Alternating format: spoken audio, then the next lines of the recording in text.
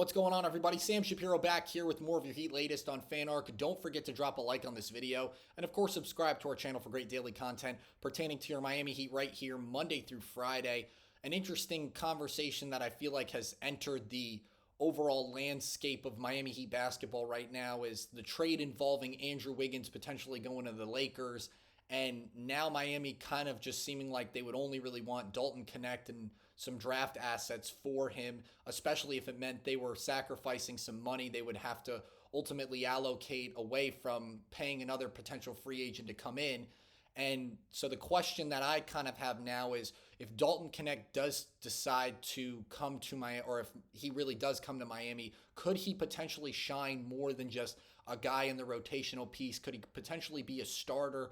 Maybe even an all-star, kind of a little reminiscent of the player he was in college, just an absolute deep ball threat and really just a scary, not just shooter, but overall scorer. And I feel like we haven't really seen a whole lot of inklings of that in the time that he's played in the NBA so far, most likely because he's been playing around other superstar players that are carrying most of the scoring load in Luka Doncic and LeBron James. But I definitely think that the ceiling for Knecht maybe developing as an overall player in Miami's rotation could help him really kind of become more of that player. And it would be kind of exciting to see him really scoring, in double figures. I could see at least 20 points per game if he kind of reaches that ceiling once again, joining Miami, joining the forces of Tyler Herro, Bam Adebayo, Khalil Ware, some of those guys, and then just working around some of the rotational pieces like Pela Larson, Nikola Jovic, Jaime Jaquez.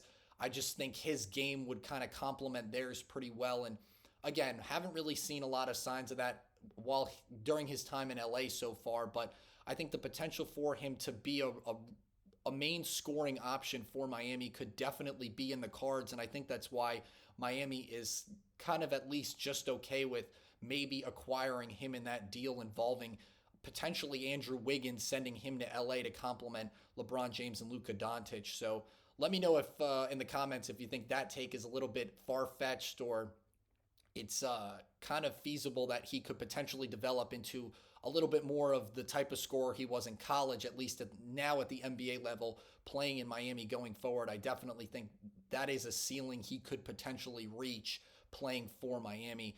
But that also kind of begs the question, if he is acquired by Miami by the time training camp starts, which is now just in a couple of weeks, what are some of the expectations people should really have for Miami Heat training camp as we see that about to kick off in roughly 2 weeks?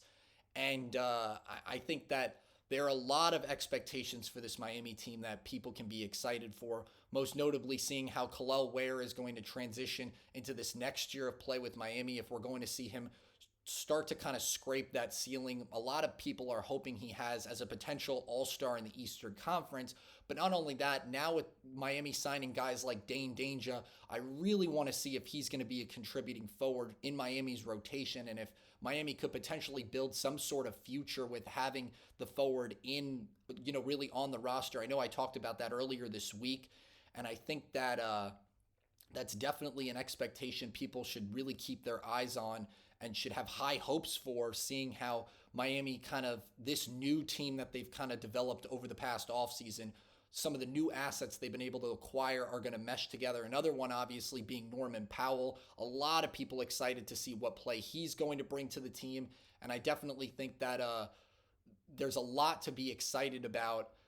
Maybe necessarily not being a conference final contending team, or I would say at this point the roster Miami has, that team going to the NBA Finals is a little bit of a reach, but I definitely think this is a team that could find their way back to the playoffs, at least on the Eastern Conference side of things.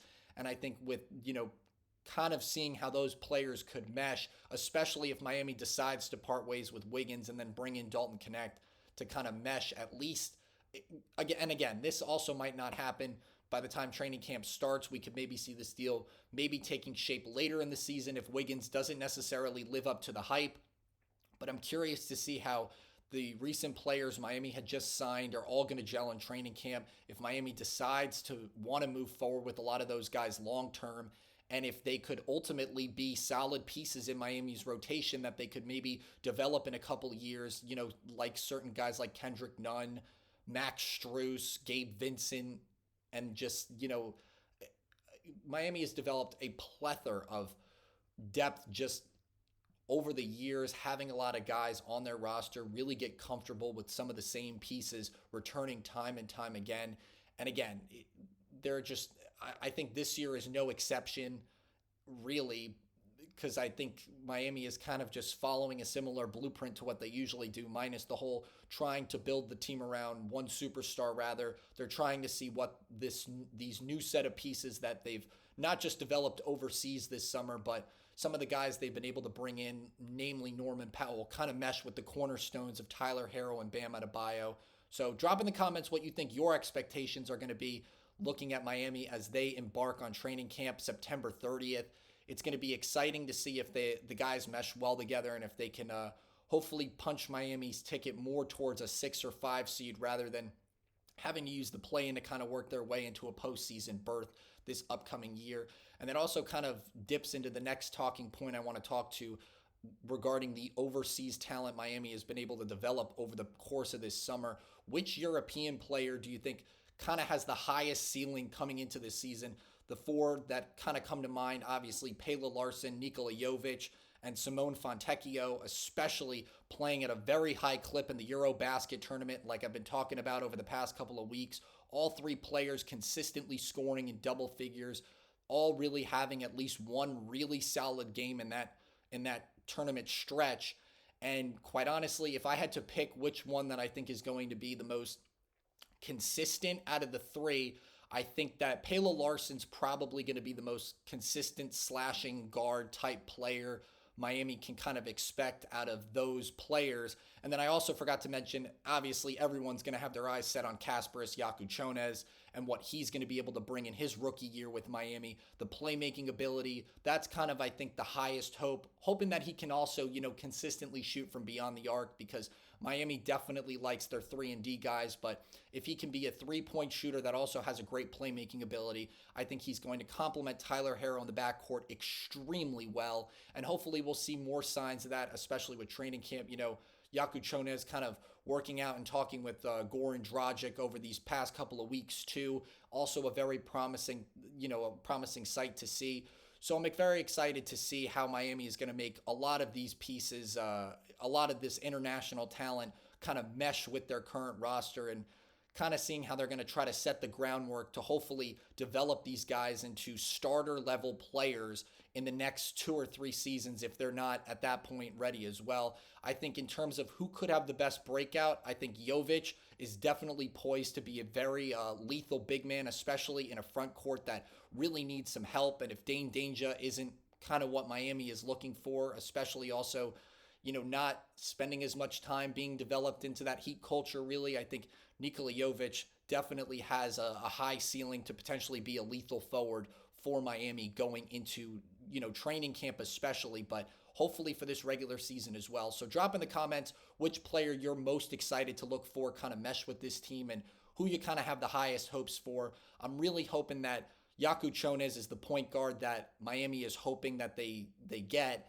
But I also think that the ceiling for Larsson and Jovic are also pretty high. Not to rule out Fontecchio, because obviously the Pistons kind of showing signs that they've already, at least at this point in time, regretted that trade and swapping him for Dunk, just because of how he played for Italy, or how Fontecchio really played for Italy over this past summer.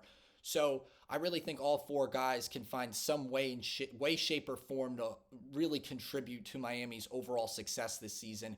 And I'm curious to see who really can meet the highest level of their ceiling in terms of potential that they could bring to the winning culture of this team. And now moving over to some other comments that I actually saw over the course of this week. Mario Chalmers weighing in on Kevin Durant potentially going to Miami. He says it's absolutely a no-go because KD won't ever play for the Heat because of LeBron's legacy.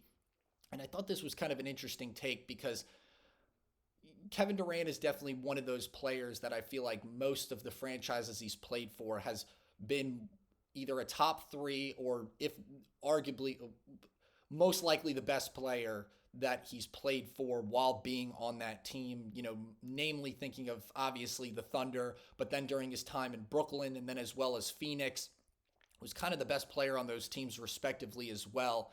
So thinking that he would come into Miami and arguably be Miami's best franchise player ever is almost kind of laughable at this point, just because of what LeBron James, in my opinion, played the best basketball in his career in South Beach, not naming his second stint with Cleveland, because you could definitely argue that's a great case as well. But I think some of he won his first 2 championships in the 305, really putting that team back on the map in terms of a team that can go to the finals, find a way to win, and then, going 50% over 4 finals appearances is definitely nothing to kind of overlook. So I think that Chalmers kind of saying that Kevin Durant's ego couldn't necessarily take him coming to Miami and then being considered one of the all-time greatest Miami Heat players. I don't think that's definitely out of the cards if he can help Miami at least get to a championship berth, but or at least get to an NBA Finals appearance, to say the least, because Jimmy Butler was able to do that twice, but wasn't able to get over the hump. And people now say that Jimmy Butler, arguably one of the greatest Miami Heat players, at least in the last 10, 15 years. So I definitely think Kevin Durant could still potentially enter that conversation if he decided to come to Miami, because I could really see Miami wanting to build, if they were to sign Kevin Durant next summer, trying to build a team around him using Bam, Tyler, and some of these rotational guys that we obviously have high hopes for going into training camp.